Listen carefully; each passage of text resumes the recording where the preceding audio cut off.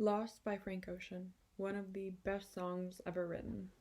It's about a drug dealer and his girlfriend, a drug mule. The dealer speaks on how he wants her to have a normal life one day, but one last smuggle just leads to another one last smuggle. Though my life has never been as lavish as the one described in the song, I can relate to getting caught up in the heat of living a toxic lifestyle that will ultimately lead to my demise. I have been toxic, depressed, selfish, and boarded up nearly my whole life. And I know that you're thinking, wow, I really want to be friends with that girl. But this year, like for many people, has been a year of dramatic change for me and a year of self reflection. It's a journey I encourage everyone to make, whether they are in my spot or just want to rest. For most of my life, it felt like I never quite fit in. I was always slightly awkward. I struggled with making connections, kids my own age. I eventually formed a small, tight-knit group of friends that I would not trade for the world. They were less like friends and more like sisters. I quite honestly thought nothing would ever change our friendship, and nothing did for the longest time. The first time I felt our friendship threatened was sophomore year, when my best friend started to hang out with a girl she knew from tennis. I did not take this well. I cried at work. I thought my world was ending. And to cope, I asked a coworker for a cigarette. This was the start of a slippery slope, because life only got more challenging and new people kept coming in.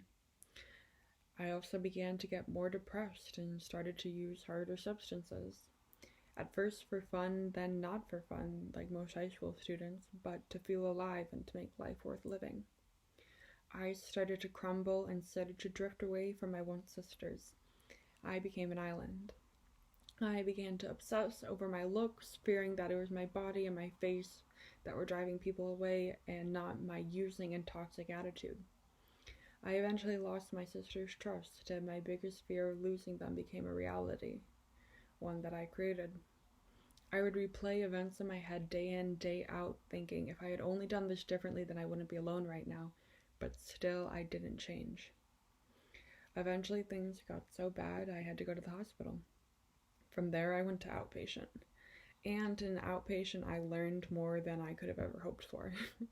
For those of you unfamiliar with outpatient, the concept is to force a bunch of very mentally ill kids together to have guided discussions about being mentally ill and how to cope with it.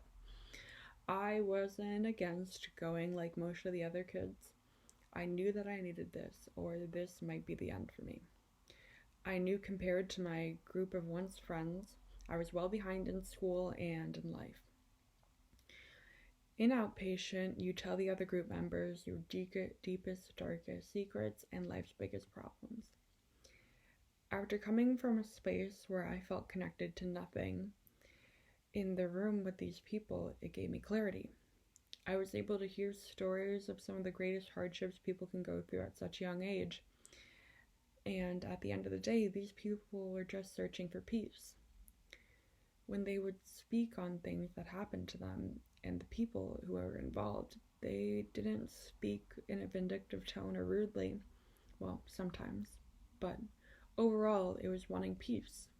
It was wanting to start over in life. After I came out of this space, I was able to transform how I thought about using and how I wanted to live my life. I was able to recognize that I started using because of jealousy and fear of losing the people closest to me.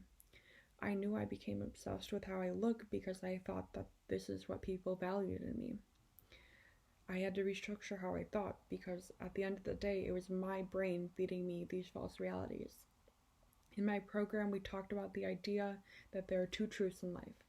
In my situation, I had to come to terms with the truth that yes, using can be a lot of fun, and I was able to make new friends from it. But the other truth is that I used as a coping mechanism, and it pushed the people who I loved most away from me. Both of these things held true in my life, and to change, I had to recognize that. By being able to recognize that, I was able to come to terms with the fact that part of the reason why I enjoyed using in the first place is because it gave me friends and new connections. From bumming that very first cigarette, I was able to create a new bond with that coworker, adding another person into my life where it felt like I was using people. I still want to use almost every day, and I don't think everything is sunshine and daisies all the time. But I've grown tremendously, and I can understand that now that I love drugs because it brought me closer to people and helped me feel more okay with myself.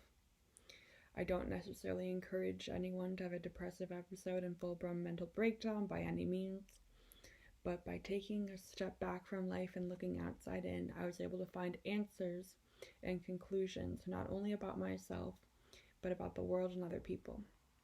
My perspective on life has changed from wanting to live as lavishly and as wildly as I could and not caring about the enemies I might make or what I'm doing to myself. I was able to focus on recognizing my flaws and everyone else's, and recognizing that it was okay. It was okay to fail as long as you don't make the same mistakes. By having that ability to take a step back and examine my life from a larger end, I was able to see it wasn't drugs that I wanted, it was connections.